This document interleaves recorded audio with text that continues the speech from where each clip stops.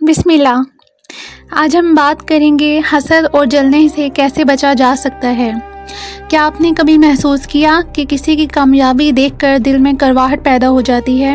یہ عام بات ہے، مگر حسد دل اور روح کے لیے نقصان دہ ہے۔ میں آپ کو کچھ پوائنٹس بتاؤں گی جس سے ہم اس سے بچ سکتے ہیں۔ 1. اللہ پر بھروسہ رکھیں۔ ہمیں یاد رکھنا چاہیے کہ اللہ ہر کسی کے لیے بہتر فیصلہ کرتا ہے۔ جو اللہ نے دیا وہ سب کے لیے بہترین ہے۔ شکر گزاری۔ اپنی نعمتوں پر شکر ادا کریں۔ جو چیز آپ کے پاس ہے اس کی قدر کرنے سے حسد خود بخود کم ہو جاتا ہے۔ دوسروں کے لیے خوشی محسوس کریں۔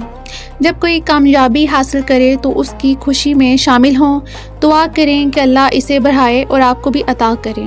روحانی مشغولیت۔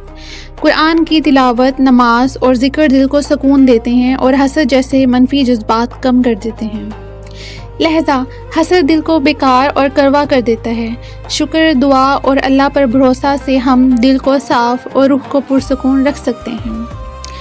اگر آپ نے آج کچھ سیکھا تو ویڈیو کو لائک اور شیئر کریں اور دوسروں کو بھی حسد سے بچنے کا سبق دیں۔ ملتے ہیں نیکسٹ ویڈیو میں۔ اپنا خیال رکھیں۔ اللہ حافظ۔